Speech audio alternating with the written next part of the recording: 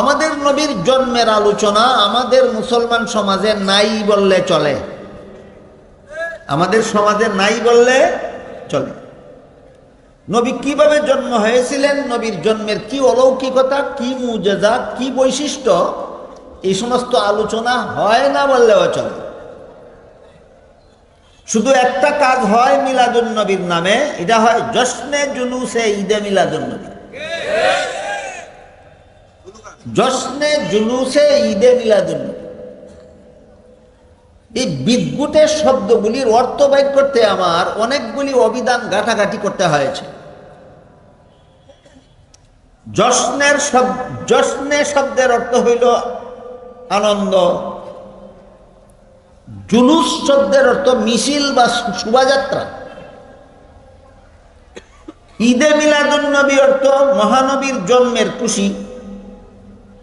সবটাই মিলাইয়া অর্থ হয় মহানবীর জন্মের খুশি উদযাপন উপলক্ষে আনন্দ মিছিল। এই আনন্দ মিছিলটা আমাদের বাংলাদেশে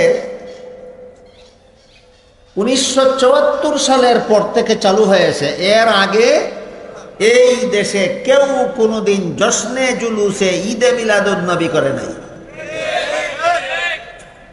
আমাদের বাংলাদেশের মুসলমান সমাজে জশ্নে জুলুসে ঈদে মিলাদুন নবী চালু হয়েছে কবে থেকে? 1974 সালের পর থেকে। পাকিস্তান থেকে এক লোককে দাওয়াত করে আনা হয়েছিল চট্টগ্রামে এক অনুষ্ঠানে। সেইখানে পাকিস্তানের তৈয়ব শাহ নামে একজন লোক বলে গেছিল যে আগামী বছর থেকে তোমরা প্রত্যেক বছর 12ই রবিউল আউয়ালে জশ্নে জুলুসে ঈদে মিলাদুন নবী নামে মিছিল করবে। তার হুকুমে, এই পাকিস্তানি লোকটার হুকুমে এই দেশে 1974 সালের পর থেকে প্রতি বছর 12ই রবিউল আউয়ালে জশ্নে জুলুসে ঈদে মিলাদুন নবী অনুষ্ঠিত হয়। সুতরাং এই ঈদ, এটা পাকিস্তান থেকে আমদানি করা ঈদ। ঈদে মিলাদুন নবী নামের ঈদ কোথা থেকে আমদানি করা? পাকিস্তান থেকে আমদানি করা। আর হাদিস শরীফে রাসূল করিম সাল্লাল্লাহু আলাইহি ওয়াসাল্লাম বলেছেন, আল্লাহর পক্ষ থেকে আমার মুসলমান উম্মতের জন্য বাৎসরিক 2টা ঈদের ব্যবস্থা দেওয়া হলো, একটা ঈদুল ফিতর আর একটা ঈদুল আযহা। এই 2টা ঈদ সারা দুনিয়ার সমস্ত মুসলমানের ঈদ, এবং একটাও পাকিস্তানের আমদানি করা নয়, দুটোটা মক্কা মদিনার আমদানি করা। নবীর দেওয়া ঈদ আর তৈয়ব শাহর দেওয়া ঈদে এই বেশ কম। নবীর দেওয়া ঈদ মক্কা মদিনার থেকে আমদানি হয়েছে, 1500 বছর আগের থেকে সারা দুনিয়ার মুসলমানের কাছে চালু হয়েছে।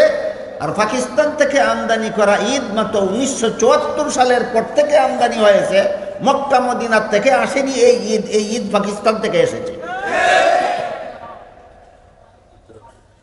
কাজে কাজেই এই ঈদে মিলাদুন নবীর মধ্যে নবীর জন্মের কোনো আলোচনা নাই। আছে কতগুলি স্লোগান।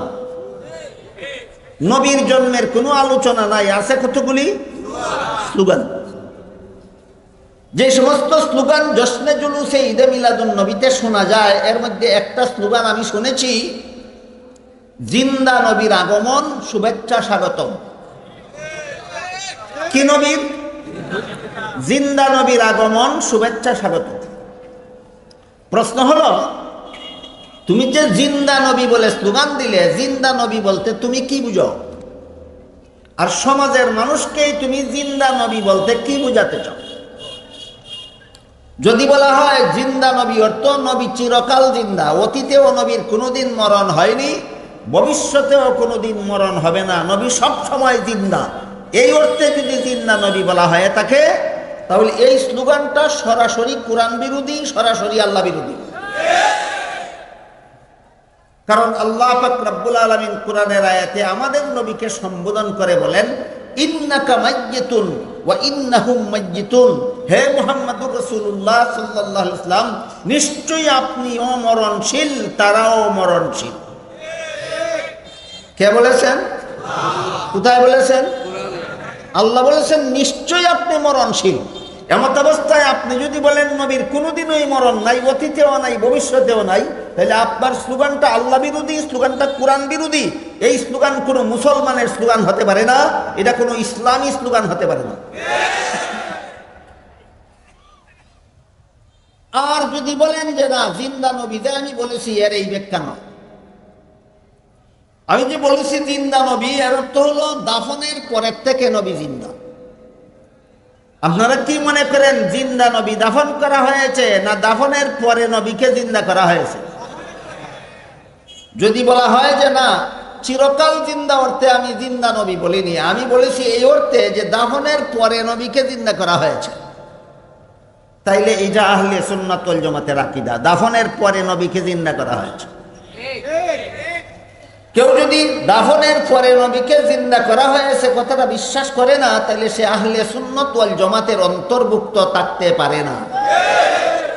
কিন্তু সমস্যা হইল আমাদের সমাজে কি বিশ্বাস করলে আহলে সুন্নাত ওয়াল জামাত হয় আর কি বিশ্বাস না করলে আহলে সুন্নাত ওয়াল জামাত হয় না, এগুলি জানার পিছনে কেউ নাই। সবাই ফালে ফালে তালে তালে আহলে সুন্নাত ওয়াল জামাতের দাবি করে। আহলে সুন্নাত এমন একটা জিনিস নয় যা ফালে ফালে আর তালে তালে হওয়া যায়। এমন কতগুলি বিশুদ্ধ ইসলামী আকীদা বিশ্বাস আছে যেগুলি অন্তরে পোষণ করলে শুধু আহলে সুন্নাত ওয়াল জামাত হওয়া যায়, এইগুলি অন্তরে পোষণ না করলে ফালে ফালে আর তালে তালে আহলে সুন্নাত ওয়াল জামাত হওয়া যায় না।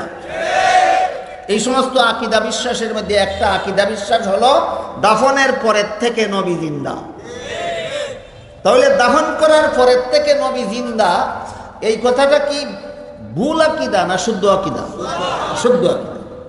কাজেই যদি বলা হয় আমি যে বলেছি জিন্দা নবীর আগমন শুভেচ্ছা স্বাগতম, এখানে জিন্দা নবী বলতে আমি বুঝাইছি দাফনের পরের থেকে নবী জিন্দা, তাইলে এই পর্যন্ত কথা ঠিক আছে, কিন্তু তখন আগমন ভুল।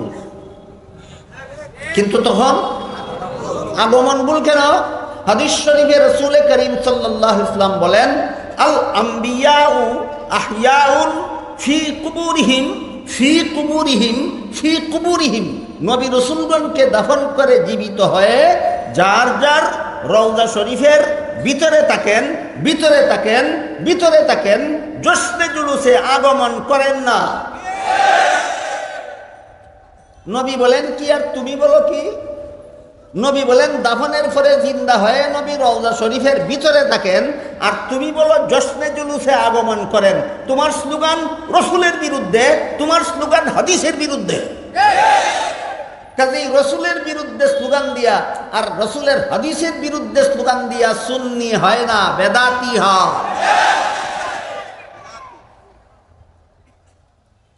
এই জন্য বলেছিলাম মিলাদুন নবীর আলোচনা নফল বন্দেগীর সব।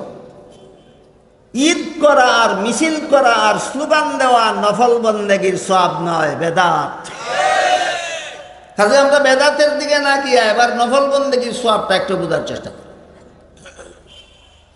সিরাতুন নবীর প্রথম অধ্যায়ের 40 বছরের সূচনা হয় মিলাদুন নবীর থেকে, নবীর জন্ম থেকে। বুঝে থাকলে বলুন তো 63 বছরের জীবন ইতিহাসের যে কোনো অংশ আলোচনা করলে যদি নফল বন্দেগীর সওয়াব হয়, তাহলে জন্মের আলোচনায় নফল বন্দেগীর সওয়াব নাই? অথচ জন্মের কোনো আলোচনা এই মিলাদুন নবীর নামের কোনো অনুষ্ঠানে নাই। আমাদের নবী মুহাম্মদুর রাসূলুল্লাহ সাল্লাল্লাহু আলাইহি ওয়াসাল্লামের মা আমেনা বলেন, প্রসূতি মায়েরা সন্তান প্রসব করতে যে কষ্ট পায়, আমি আমার মুহাম্মদ নামের ছেলে প্রসব করতে এর কোনো রকমের কষ্ট পাই না। তাহলে আমাদের নবীর জন্মের সময় মায়ের কোনো কষ্ট হয়নি, এটা মিলাদুন নবীর একটা আলোচনা। এটা পাবেন না জশ্নে জুলুসে ঈদে মিলাদুন নবীতে, এটা পাবেন সিরাতুন নবী বিষয়ের কিতাবাদিতে। আমাদের নবী মুহাম্মদুর রাসূলুল্লাহ সাল্লাল্লাহু আলাইহি ওয়াসাল্লাম মায়ের গর্ভ থেকে খতনাকৃত অবস্থায়, নার কাটা অবস্থায় জন্মগ্রহণ করেছিলেন। এই আলোচনা কোথায় পাওয়া যায়? সিরাতুন নবীর কিতাবে পাওয়া যায়, মিলাদুন নবীর মিছিলে পাওয়া যায় না। আমাদের নবী মুহাম্মদুর রাসূলুল্লাহ সাল্লাল্লাহু আলাইহি ওয়াসাল্লাম মায়ের গর্ভ থেকে ভূমিষ্ঠ হওয়ার সাথে সাথে আল্লাহর শুকরিয়া আদায় করে দোয়া পড়েছিলেন। এই আলোচনা সিরাতুন নবীর কিতাবে পাওয়া যায়, মিলাদুন নবীর মিছিলে পাওয়া যায় না। আমাদের নবী মুহাম্মদুর রাসূলুল্লাহ সাল্লাল্লাহু আলাইহি ওয়াসাল্লাম যেই মুহূর্তে ভূমিষ্ঠ হয়েছিলেন, সেই মুহূর্তে কাবাঘরের ভিতরে মূর্তি পূজারীরা যে সমস্ত মূর্তি দাঁড় করাইয়া রাখছিল, সেই সমস্ত মূর্তিরাও আল্লাহকে সেজদা করেছিল। এই আলোচনা সিরাতুন নবীর কিতাবে পাওয়া যায়, মিলাদুন নবীর মিছিলে পাওয়া যায় না। আমাদের নবী মুহাম্মদুর রাসূলুল্লাহ সাল্লাল্লাহু আলাইহি ওয়াসাল্লাম যে মুহূর্তে ভূমিষ্ঠ হয়েছিলেন, সেই মুহূর্তে পারস্যবাসীরা যে আগুনের পূজা করত, সেই আগুনটাকে 1000 বছর পর্যন্ত অনির্বাণ গতিতে প্রজ্বলিত করে রেখেছিল। 1000 বছরের ভিতরে কোনোদিন নিভতে দেয়নি। কিন্তু আমাদের নবী যেই মুহূর্তে ভূমিষ্ঠ হয়েছিলেন, সেই মুহূর্তে পারস্যবাসীদের 1000 বছরের প্রজ্বলিত অগ্নিকুণ্ড নিভে ছাই হয়ে গেছে। মিলাদুন নবীর যৎকিঞ্চিত আলোচনা শুনলেন, এর দ্বারা বলুন তো, এই ধরনের জন্ম কি কোনো উম্মতের পক্ষে সম্ভব, না একমাত্র নবীর পক্ষে সম্ভব? এইরকম জন্ম কি কোনো উম্মতে অনুসরণ করতে পারবে? এরকম জন্ম কি কোনো উম্মতে পালন করতে পারবে? কাজেই মিলাদুন নবী অনুসরণীয় নয়, মিলাদুন নবী পালনীয় নয়, মিলাদুন নবী অনুকরণীয় নয়। মিলাদুন নবী শুধুমাত্র আলোচ্য। মিলাদুন নবী আলোচনা করা যায়, পালন করা যায় না। কেউ যদি বলে মিলাদুন নবী পালন করি, মিথ্যা কথা বলে।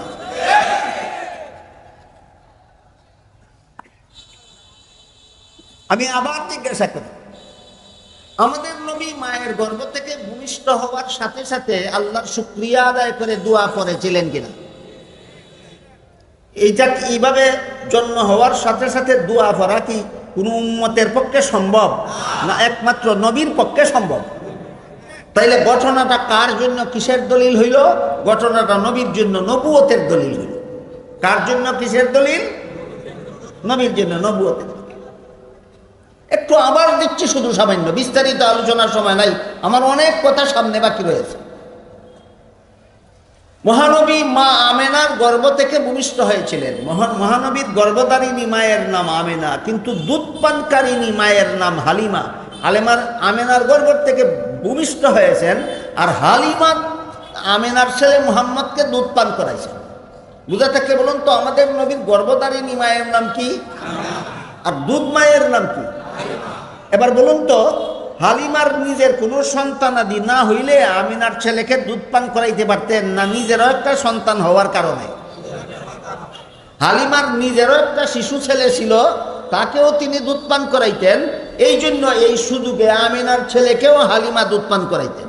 কাজে হালিমার দুধ পানকারী সন্তান কজন? 2 জন। এই কারণে আমাদের নবী মুহাম্মদুর রাসূলুল্লাহ সাল্লাল্লাহু আলাইহি ওয়াসাল্লাম যখন দুধ মা হালিমার দুধ পান করতেন, 1 স্তনের দুধ নিজে পান করতেন, আর 1 স্তনের দুধ নিজের দুধ ভাইয়ের জন্য রেখে দিতেন। এত বড় ইনসাফ!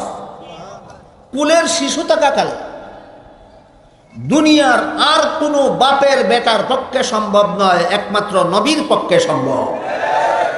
তাহলে ঘটনাটা কার জন্য কিসের দলিল? এইবার বুঝেছেন? বলছিলাম যে সিরাতুন নবীর প্রথম অধ্যায়ের বৈশিষ্ট্য হইল নবীর জন্য নবুয়তের দলিল। এবার বললেন নবীর জন্য নবুয়তের দলিল কাকে বলে? যেই কাণ্ড তোমার দ্বারা সম্ভব নয়, একমাত্র নবীর দ্বারা সম্ভব, এই কাণ্ডকে নবীর জন্য নবুয়তের দলিল বলা হয়।